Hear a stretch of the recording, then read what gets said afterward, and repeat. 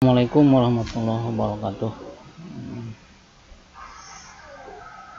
Alhamdulillah wassalatu wassalamu ala rasulillah wa ala alihi wa sahbihi wa mawala. La haula wala quwata illa billah. Rabbi shrah li sadri wa yassir li amri wa hlul 'uqdatam min lisani yafqahu qawli. Subhanaka la ilma lana illa ma 'allamtana innaka antal alimul hakim.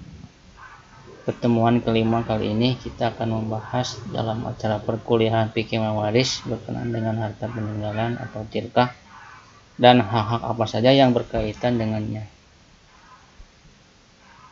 Apa itu tirkah? Apa itu tirkah? Tirkah adalah menurut bahasa sesuatu yang ditinggalkan atau matruk.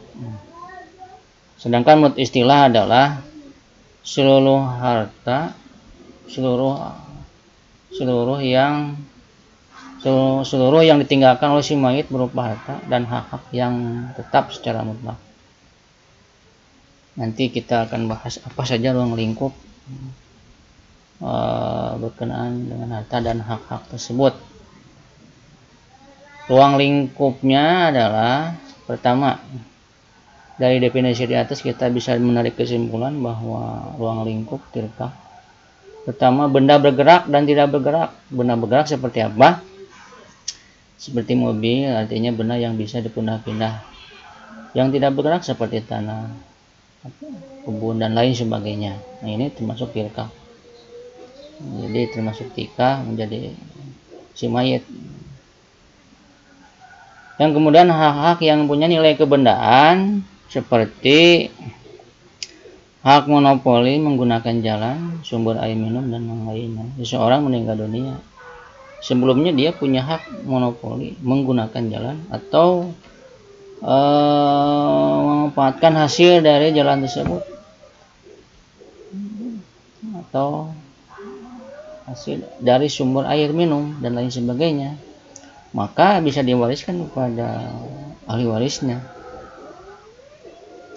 Kemudian hak pemanfaatan seperti memanfaatkan barang disewa. Sebelum meninggal dunia, seseorang menyewa rumah selama 1 bulan.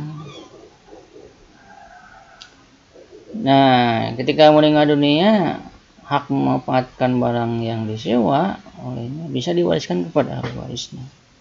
Nah, di sini timbul perbedaan pendapat para ulama. Kalau menurut ulama Hanafiyah, dengan meninggalnya salah satu pihak itu batal, pasah, kecuali akad baru, katanya kata ulama Hanafiyah. Kalau ulama selain Hanafiyah seperti Syafi'iyah dan lain-lainnya bisa teruskan, tidak usah akad baru lagi. Kemudian hak-hak yang bukan kebendaan seperti hak sub'ah dan hak khiyar syarat seperti gini. Seseorang punya tetangga, dia akan menjual pekarangannya.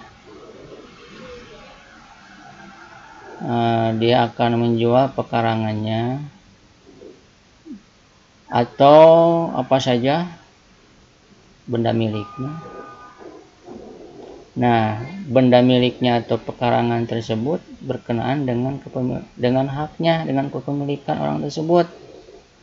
Artinya semasa hidup dia membeli pekarangan atau benda yang lainnya itu berdua, patungan.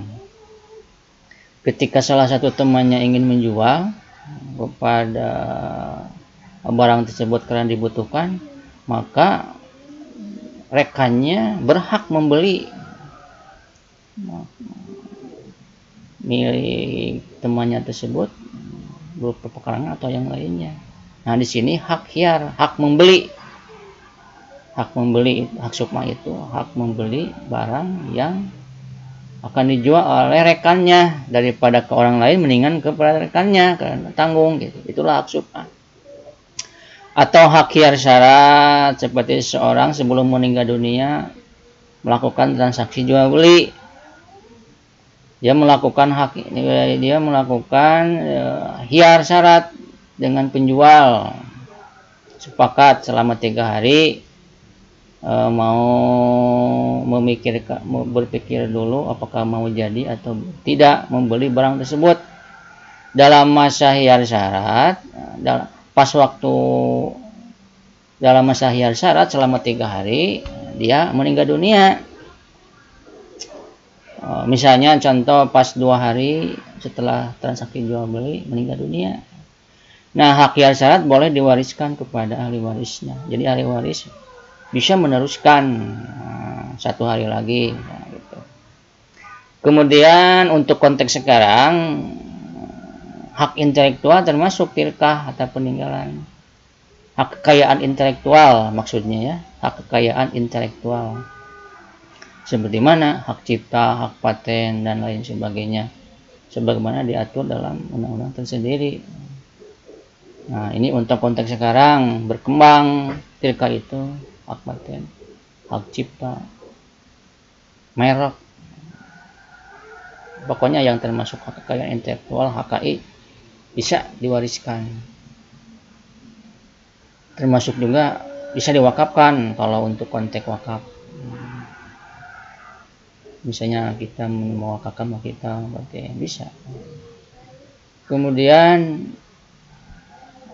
hak-hak yang berkaitan dengan tirkah. Biaya perawatan dan penguburan si mayit diambil dari harta peninggalan si mayit. Perawatan si mayit seperti apa? Membeli kain kafan dan lain sebagainya. Yang namanya. Kemudian penguburan si mayit bisa diambil dari harta peninggalan si mayit.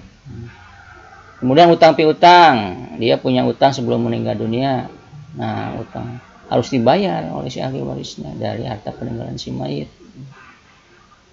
Kemudian wasiat, dia punya wasiat sebelum meninggal dunia dengan 1/3 hartanya harus ditunaikan oleh si ahli warisnya.